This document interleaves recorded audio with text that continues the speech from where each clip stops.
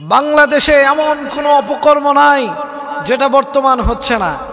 এই যে গত 2 দিন আগে সোশ্যাল মিডিয়ার মধ্যে আমরা যেটা দেখতে পেলাম যে একটা 54 বছরের বৃদ্ধা একটা 45 বছরের এক মেয়ের ঘরে উঠেছে, ঘরের সামনে অন্বেষণ করছে।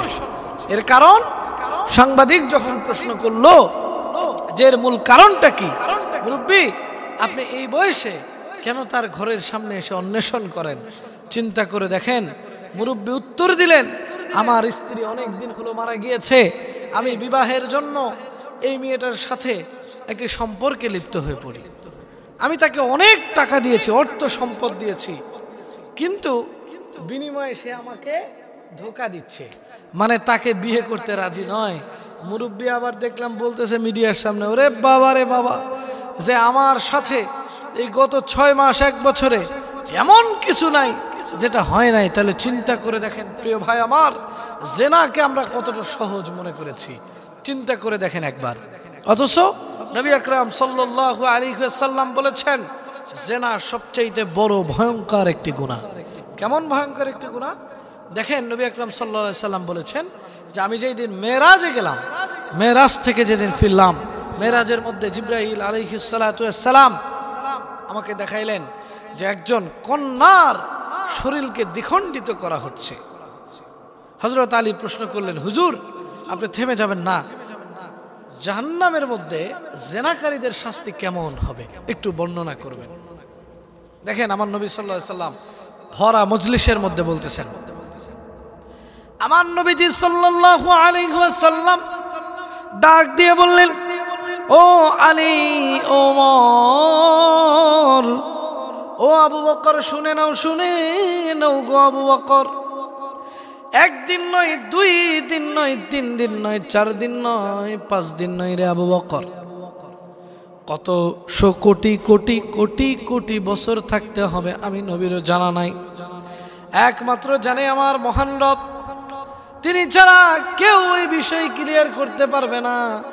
আপনাকে কঠিন কবরে কতদিন থাকতে হবে, জাহান্নামের মধ্যে কতদিন থাকতে হবে।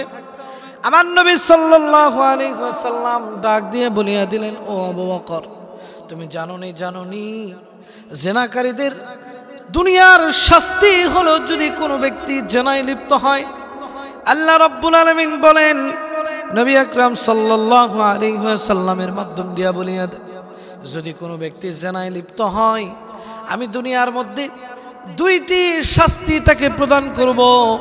যেই 2টি শাস্তি হলো এমন মারাত্মক শাস্তি, যেই শাস্তির বদলাতে আপনি দুনিয়ার জমিনে নবী আকরাম সাল্লাল্লাহু আলাইহি ওয়াসাল্লাম সাহাবা আজমাইনদেরকে নিয়ে মজনায় বসে বললেন, ও আবু বকর, ও ওমর, ও আলী, শুনে নাও, শুনে নাও, আমি নবী বলে দিলাম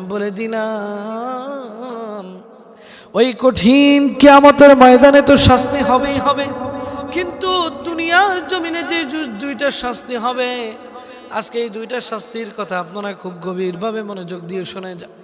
আমার নবী সাল্লাল্লাহু আলাইহি সাল্লাম ডাক দিয়ে বলেন, কঠিন কিয়ামতের ময়দানে তো শাস্তি অপেক্ষমান, কিন্তু দুনিয়ার জমিনে যে শাস্তি প্রদান করা হবে তার প্রথম শাস্তি হলো, দুনিয়ার জমিনে যদি কোনো ব্যক্তি জেনায় লিপ্ত হয়ে যায়, নবী আকরাম সাল্লাল্লাহু আলাইহি সাল্লাম বলিয়া দিলেন, ও আবু বকর,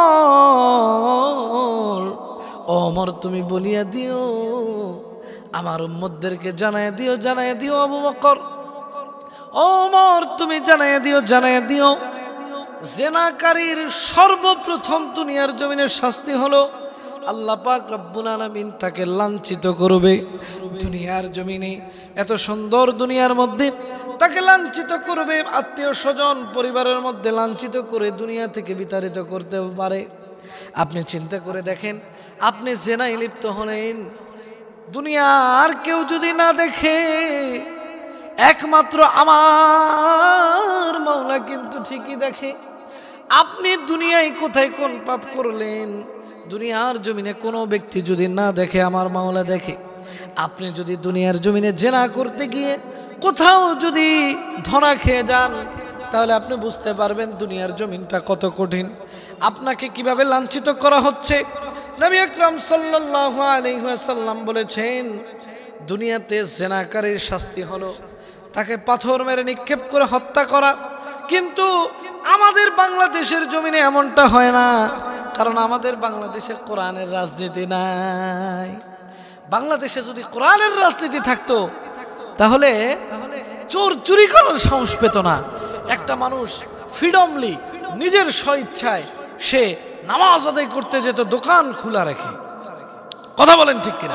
নবী আকরাম সাল্লাল্লাহু আলাইহি ওয়াসাল্লাম বলেছেন, কোরআনের রাজনীতি যেদিন কায়েম হবে, কোরআন দিয়ে যেদিন দেশ চলবে। হযরত ওমরের জিন্দেগিতে তাকিয়ে দেখেন, যতদিন কোরআন দিয়ে রাজনীতি চলেছে, কোরআন দিয়ে দেশের অবকাঠামো চলেছে, ততদিন নেতার পিঠে জনগণের আটা ময়দাও থাকছে। কথা বলেন ঠিক কিনা? হযরতে ওমর রাদিয়াল্লাহু তাআলা আনহুকে, ওনার যদি ভবিষ্যৎ আপনারা লক্ষ্য করেন তাহলে দেখবেন হযরতে ওমর কে ছিলেন? অর্ধজাহানের খলিফা ওমর। হযরতে ওমর ছিলেন আমার নবীর প্রেমে পাগল হওয়া একজন ব্যক্তি, যেই ব্যক্তি আমার নবী সাল্লাল্লাহু আলাইহি ওয়াসাল্লামের কল্লা কাটতে গেলেন 1000 স্বর্ণ মুদ্রার বিনিময় আমার নবীর কল্লা এনে দিবে। কোন কোন রিওয়ায়াতে বর্ণনা করা হয়েছে 1 লক্ষ স্বর্ণ মুদ্রার বিনিময় হযরতে ওমর রাদিয়াল্লাহু তাআলা আনহু চলে গেলেন নবীজি সাল্লাল্লাহু আলাইহি ওয়াসাল্লামের কল্লা নিয়ে আসতে।